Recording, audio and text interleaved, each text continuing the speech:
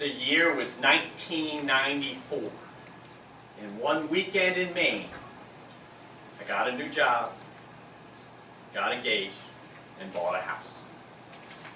All of these events would influence my life, but my attitude was changed by an unassuming older gentleman who owned a local hardware store. This lifelong renter was about to take on the challenges of a new home. Taking on the challenges of a new wife is a whole different story.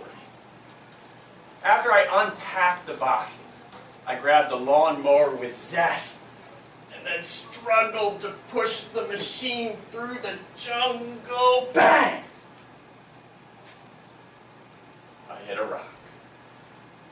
I twisted the blade into some modern-looking piece of art.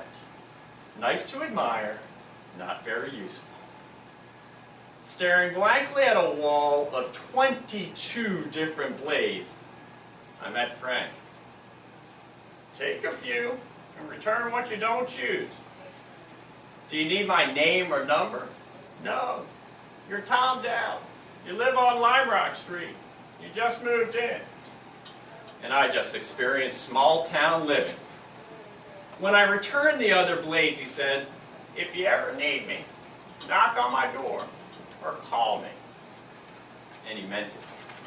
My first memorable run-in with Unconditional Nice.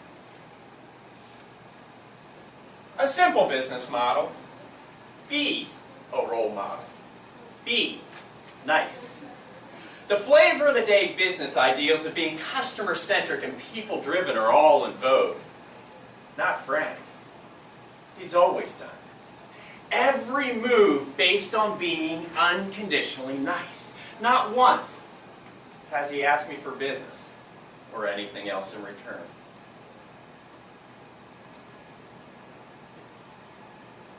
Time goes by, like it always does. I started to go to the store up the street. They were open on Sundays. Then the big box stores started sprouting up. I was slowly migrating away, not even conscious of my inexcusable excuses to save a few cents. Fast forward 15 years later. It was 9:58 on a cold February Sunday night in a driving rainstorm. The big stores were closing for the evening and didn't have time for my call. I was standing in my basement in yellow rubber boots, with water up to my knees, and a dehumidifier floating by. I attempted to siphon the water out through a garden hose. To no avail. My 3 sump pumps weren't working. One smelled a burning engine. Another whined with an alarm. Wee-oo, wee-oo, wee-oo. And a third sat quietly saying, "Call Frank! Call Frank!" With water continuing to pour in and no end in sight, I made the humbling phone call. "Hi, Frank. You may not remember me. This is Tom Dow. I live on Lime Rock Street, and my basement's flooding." "I know who you are and where you live. I'll be there in a minute." He didn't ask how he could help. He just did. He picked me up to take me to the store to select a new sump pump. This mechanically deficient individual was overwhelmed again. This time, 27 choices, and I probably could have used them all. "Take a few, return what you don't use, and I'll install it."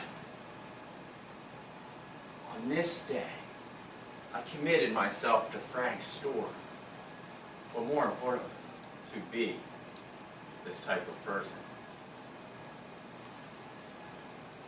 Shouldn't we all simplify our lives and make the effort to touch people here? Satisfaction guaranteed with an enlightening personality pleasantry with no expected reciprocity. In this me generation, hustle and bustle, I need it now, road rage, flip you some type of unwarranted gesture world we live in. Frank remains grounded. It's never about Frank. It's always about others. Pure, unadulterated, nice. On a recent flight to St. Louis, I casually struck up a conversation with a woman named Jane. I asked what she did. She smiled and said, "I try to be nice." She went on to say, "I used to be the mean twin, and I loved the attention. But I was also depressed, anxious, and suicidal." It's amazing what perfect strangers will tell you on a plane. With a happy tear rolling down her cheek, she said, "I woke up one morning screaming, 'Stop!' and committed myself to being nice. And my life turned around."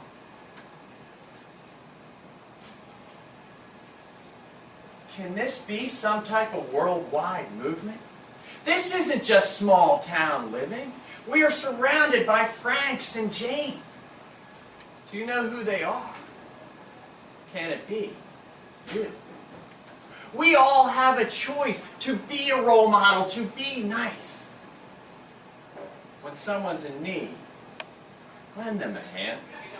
When they're not, give them a smile. Be unconditionally nice.